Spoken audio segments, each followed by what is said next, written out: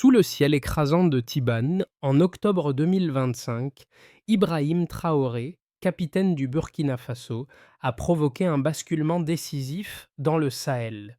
Ce jour-là, une victoire militaire a non seulement redéfini les rapports de force, mais a également ouvert une nouvelle ère pour la souveraineté régionale. Ce n'était pas qu'un simple affrontement militaire, c'était un test de l'autonomie et de la résilience d'un continent longtemps dominé par des puissances extérieures. Traoré n'a pas seulement combattu l'ennemi, il a montré à son peuple qu'il pouvait se défendre et prospérer sans dépendre d'autrui. Ibrahim Traoré ne s'est pas contenté de défendre son pays contre les forces ennemies, il a changé la trajectoire du Sahel. Alors que la région était habituée à des interventions extérieures, lui a proposé un modèle inédit, une collaboration interrégionale, rapide et autonome. Le 12 octobre 2025, à Tiban, il a prouvé que l'Afrique pouvait se défendre sans recourir à l'aide extérieure, avec un système de coordination régionale fondé sur des décisions prises sur le terrain et des technologies adaptées. Cette victoire militaire s'est accompagnée d'un message clair. L'autonomie et la souveraineté sont désormais mesurables. C'était une promesse d'un avenir où la sécurité, l'économie et l'éducation seraient entre les mains des Africains eux-mêmes. La victoire à Tindiban marquait bien plus qu'une simple bataille gagnée. C'était la mise en place d'une doctrine capable de transformer une région fracturée en un modèle de coopération, d'innovation et de résilience. Ce tournant était risqué, mais Traoré était prêt à tout pour prouver qu'une Afrique unie pouvait se donner ses propres chances, sans dépendre des puissances étrangères. Le 12 octobre 2025, sous un soleil implacable, la bataille de Tindiban est devenue une référence historique, non seulement pour sa rapidité, mais aussi pour sa coordination unique. Ce jour-là, Ibrahim Traoré a montré que la coopération interrégionale pouvait être réalisée sans l'appui direct des puissances étrangères. Dès les premières heures de l'opération, trois armées africaines, le Burkina Faso, le Mali et le Niger, ont partagé en temps réel leurs renseignements sans passer par des canaux extérieurs, une première dans l'histoire de la région. Ce modèle de collaboration a permis de coordonner les efforts militaires, renforçant ainsi la réactivité et l'efficacité de chaque action. Ce n'était pas seulement une victoire militaire sur le terrain, mais une démonstration de souveraineté avec des technologies adaptées aux réalités locales. Dans le passé, la région du Sahel avait été dépendante des interventions extérieures et des aides internationales. La transformation opérée par Ibrahim Traoré a permis de rompre avec cette dépendance en utilisant des solutions locales pour des problèmes locaux. La mise en place de drones de surveillance, la création de centres de coordination régionaux et la capacité d'agir en moins de 48 heures ont permis de changer le cours de l'histoire en un temps record. En quelques jours, plus de 120 km² ont été sécurisés. Deux positions ennemies neutralisées sans aucune perte humaine du côté des forces sahéliennes. Le basculement de cette victoire ne réside pas seulement dans sa portée militaire, mais dans son impact politique et économique. Il a prouvé que l'autonomie pouvait être acquise non seulement en termes de sécurité, mais aussi pour la reconstruction de l'infrastructure civile et la revitalisation des économies locales. La promesse de Traoré n'était pas seulement un discours héroïque, mais une approche pragmatique et mesurable de la souveraineté. Ibrahim Traoré, jeune capitaine du Burkina Faso, est rapidement devenu le visage de cette transformation spectaculaire. Contrairement à de nombreux leaders militaires qui opèrent depuis des bureaux éloignés, Traoré a pris la décision de diriger depuis le terrain. Dès les premières heures de l'opération, il s'est rendu dans un poste avancé près de la frontière malienne, un geste audacieux qui envoyait un message fort. La direction du pays n'était plus confinée à des bureaux climatisés, mais était vécue dans la poussière du terrain. Cela a renforcé la légitimité de son leadership aux yeux des soldats, qui ont vu en lui un commandant qui ne demandait rien de plus que ce qu'il était prêt à faire lui-même. Cette approche, enracinée dans la réalité du terrain, a été essentielle pour forger une unité parmi les forces militaires du Sahel. Il a réuni des ingénieurs, des logisticiens et des analystes, souvent issus des 3 pays partenaires, qui ont travaillé ensemble pour adapter des solutions locales aux défis spécifiques de la guerre. Un exemple frappant est celui d'un jeune technicien de Niamey qui a réussi à transformer un drone civil en un outil de cartographie militaire grâce à des composants récupérés sur le marché local. Ce type d'innovation frugale a permis de réduire la dépendance vis-à-vis des technologies étrangères et d'augmenter l'efficacité des opérations. Cette méthode, alliant intelligence humaine et adaptation régionale, a ouvert la voie à une nouvelle doctrine militaire qui repose sur la rapidité, la coordination et la prise de décision partagée. En un temps record, les forces sahéliennes ont réussi à changer la dynamique du conflit. Pour les populations locales, ces actions ont montré que la sécurité pouvait être gérée de l'intérieur par des forces africaines unies. La victoire à Tindiban a été un tournant décisif dans la lutte contre les groupes armés au Sahel. Cette bataille n'était pas simplement une série de combats militaires, mais une démonstration de la force d'une stratégie coordonnée et autonome, conçue et exécutée par les pays du Sahel eux-mêmes. Dès le début de l'opération, les forces du Burkina Faso, du Mali et du Niger ont agi ensemble de manière fluide et rapide, unifiées, dans leur objectif de restaurer la sécurité dans la région. Cela a marqué un changement radical par rapport aux interventions extérieures qui avaient dominé la lutte contre le terrorisme en Afrique de l'Ouest. La coordination entre les 3 armées a été facilitée par un système de renseignement commun, sans aucune ingérence extérieure. Cette autonomie stratégique a permis une réaction en temps réel, bien plus rapide que tout ce qui avait été réalisé par le passé. Par exemple, les services de renseignement du Burkina Faso et du Mali ont intercepté des messages chiffrés annonçant un convoi armé traversant le nord du Sahel. Moins de 30 minutes plus tard, l'opération était lancée. En moins de 48 heures, 23 km² avaient été sécurisés et 287 positions ennemies neutralisées. Ce résultat impressionnant a été accompli sans aucune perte humaine du côté sahélien. Le succès de l'opération a également été rendu possible par l'adoption de technologies adaptées aux réalités locales. Des drones de surveillance ont été utilisés pour la première fois dans la région, permettant de surveiller les mouvements ennemis en temps réel. Ces drones ont été mis en œuvre non seulement par des experts militaires, mais aussi par des ingénieurs locaux, qui ont adapté les technologies disponibles pour répondre aux besoins spécifiques de la guerre dans le Sahel.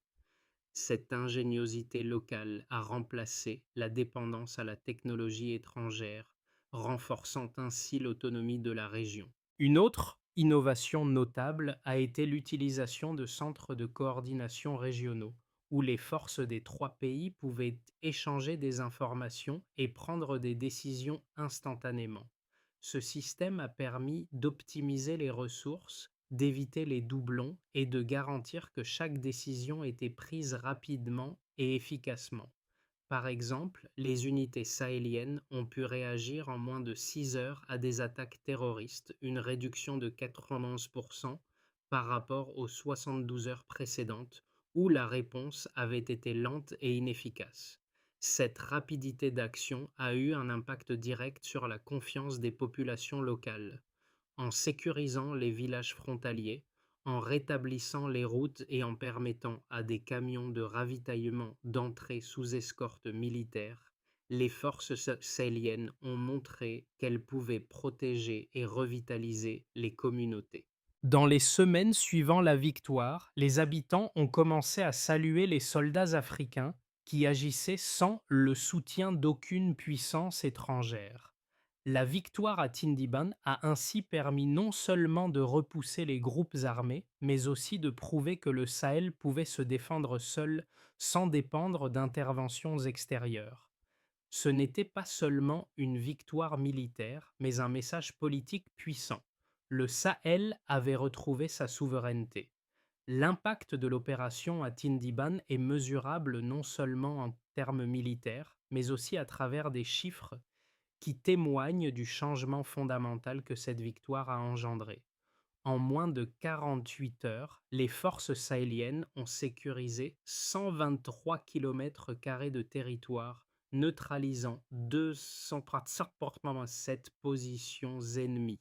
Ces résultats impressionnants sont d'autant plus significatifs lorsqu'on les compare aux opérations précédentes, où la réponse à des menaces terroristes pouvait prendre jusqu'à 72 heures, voire plus.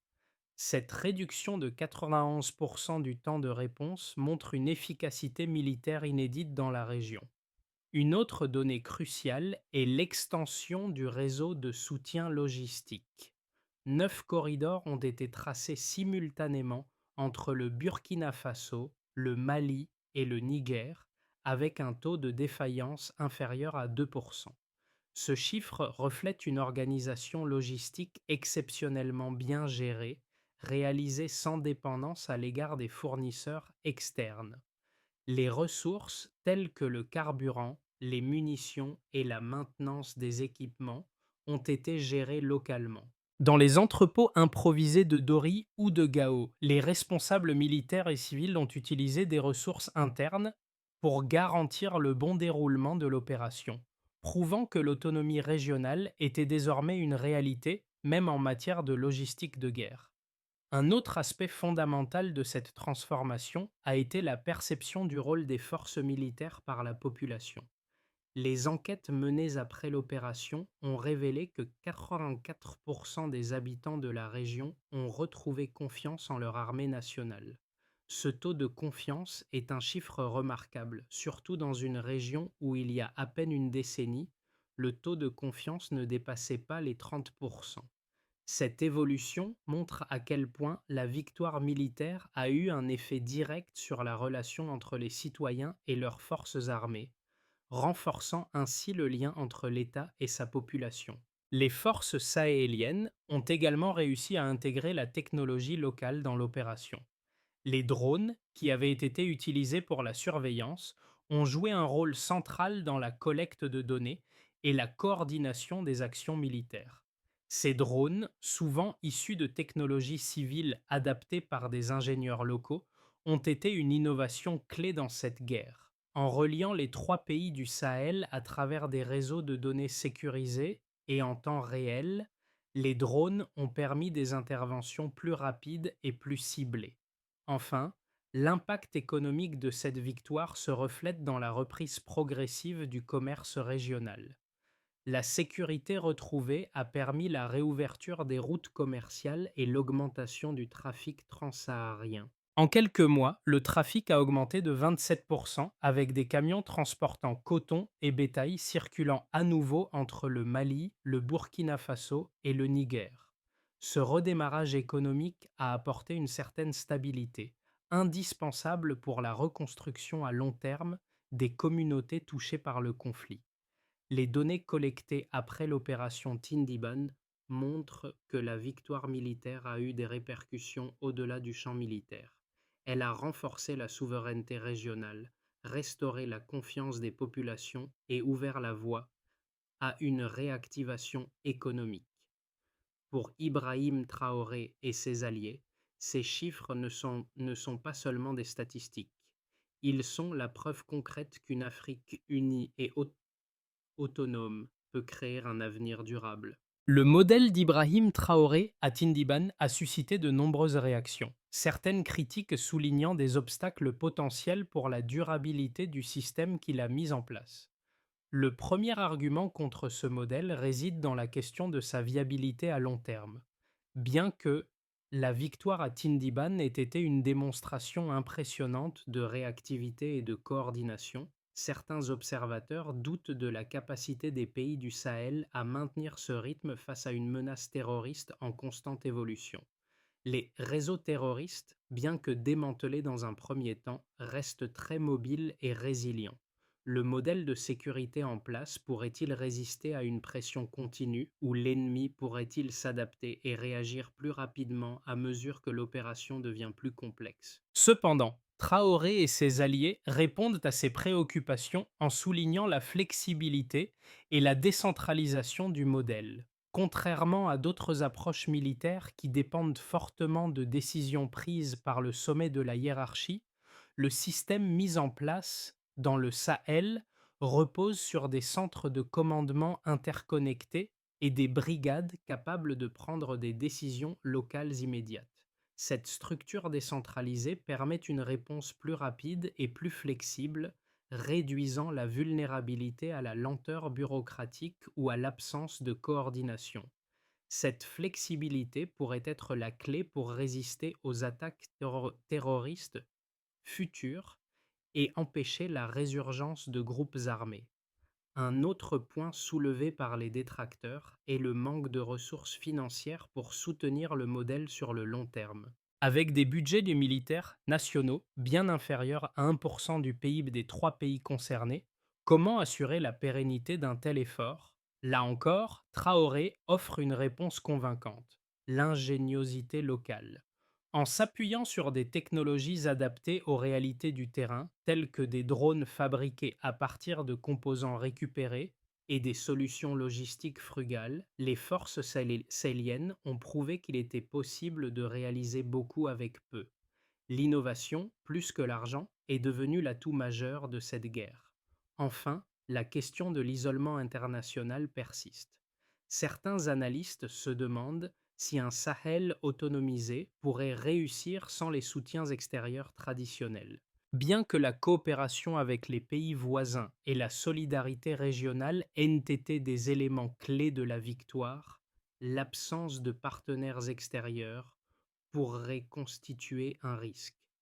Toutefois, le modèle Tindiban semble orienter la région vers un avenir plus indépendant, dans lequel l'Afrique, loin de s'isoler, cherche à développer un système de coopération sud-sud, comme en témoigne l'intérêt croissant d'autres pays africains pour ce modèle. Les critiques sont légitimes, mais elles ne remettent pas en cause la capacité de ce modèle à se transformer et à s'adapter. La véritable question reste celle de la confiance en l'intelligence collective et la capacité à maintenir une cohésion régionale face à un monde extérieur de plus en plus complexe. La victoire à Tindiban a révélé bien plus qu'une simple aptitude militaire. Elle a révélé une nouvelle dynamique géopolitique dans le Sahel qui dépasse les simples frontières des armées et des gouvernements. Cette opération a prouvé que l'Afrique n'avait pas seulement la capacité de se défendre seule, mais qu'elle pouvait également redéfinir son avenir en termes d'autonomie et de souveraineté. Tindiban est devenu un modèle non seulement militaire, mais aussi politique et économique. Le changement ne s'est pas limité à la reconquête du territoire.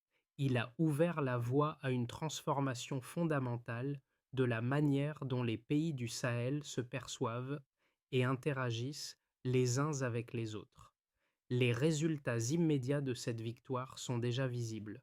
Une plus grande autonomie en matière de sécurité, une augmentation du commerce régional et surtout un retour de la confiance parmi les populations locales. Ce modèle de souveraineté partagée est un défi direct aux interventions extérieures. Le message est clair: l'Afrique peut prendre son destin en main en utilisant ses propres ressources, ses propres solutions et surtout en développant une véritable solidarité régionale. Les retombées de l'opération Tindiban vont bien au-delà du domaine militaire. La sécurité retrouvée a permis une transformation économique et sociale pour les pays du Sahel. En particulier, les trois pays participants, le Burkina Faso, le Mali et le Niger, ont connu un renouveau de leurs infrastructures et de leurs systèmes économiques. Le commerce transsaharien, autrefois perturbé par les groupes armés, a recommencé à croître rapidement. Entre octobre 2025 et mars 2026, le trafic a augmenté de 27%, avec des camions transportant du coton, du bétail et des marchandises circulant librement entre les pays. Les corridors commerciaux, qui avaient été fermés à cause de l'insécurité, ont été rouverts, favorisant non seulement la réintégration économique, mais aussi la coopération entre les nations du Sahel. Dans les zones libérées, l'accès à des services de base a été rétabli.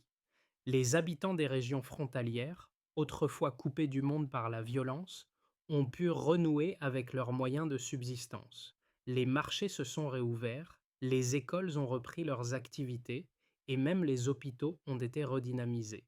Cette revitalisation des communautés locales est un témoignage du succès du modèle de souveraineté mis en place par Ibrahim Traoré.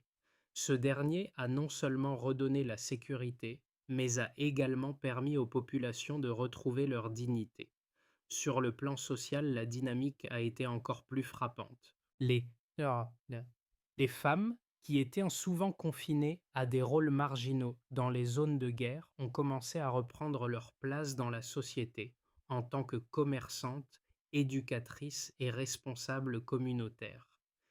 Elles ont contribué activement à la reconstruction économique et sociale, un signe clair que la victoire militaire a permis un changement profond des structures sociales.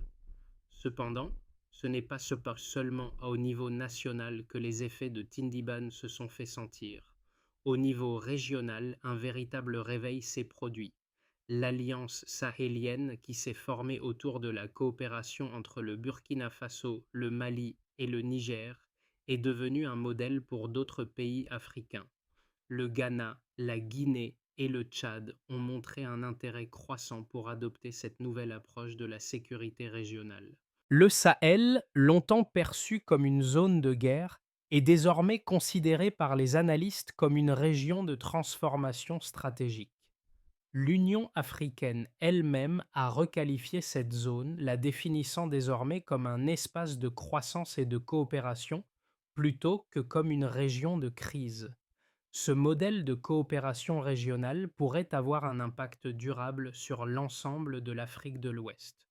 En se basant sur l'exemple de Tindiban, des pays comme le Sénégal, le Togo ou la Côte d'Ivoire pourraient voir dans ce processus une solution viable à leurs propres défis de sécurité.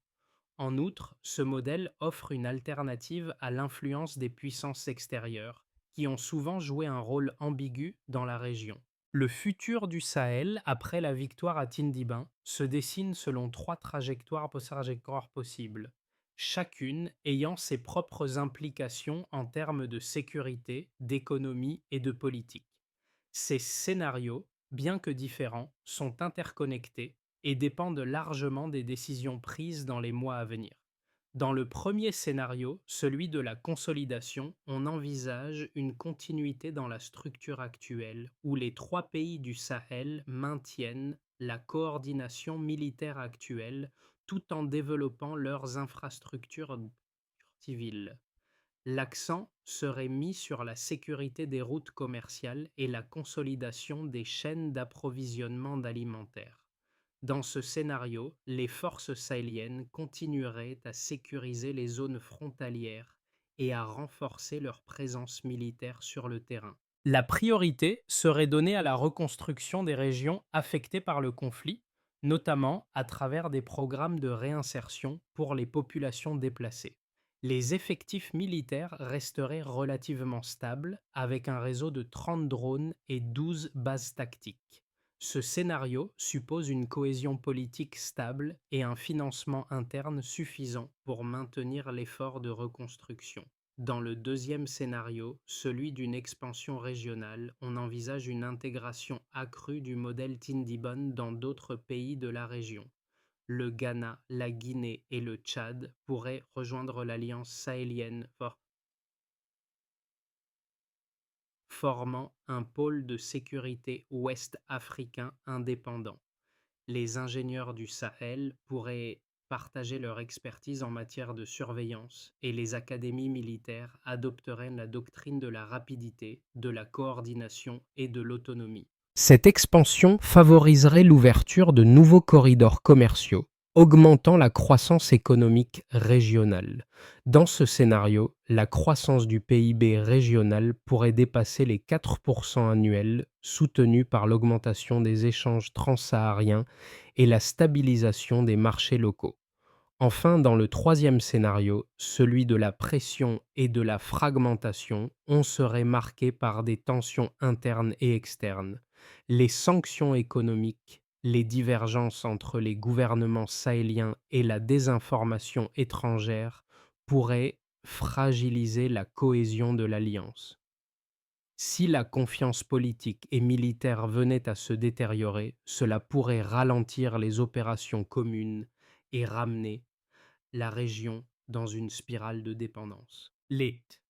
Les divergences sur la gestion des ressources et l'insécurité croissante à certaines frontières pourraient également nuire aux efforts de reconstruction.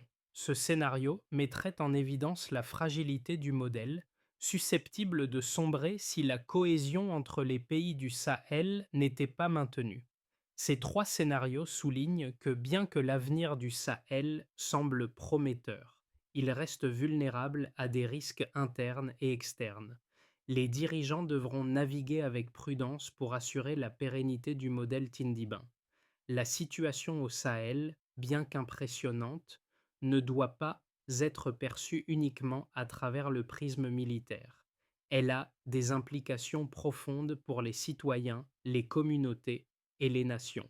Dans un contexte mondial où la dépendance à l'aide internationale a souvent été la norme, les succès à Tindiban démontrent qu'un modèle autonome, basé sur la solidarité régionale, est non seulement possible, mais aussi nécessaire. Le Sahel, longtemps considéré comme une région instable, a montré que la résilience et l'unité peuvent apporter des résultats tangibles.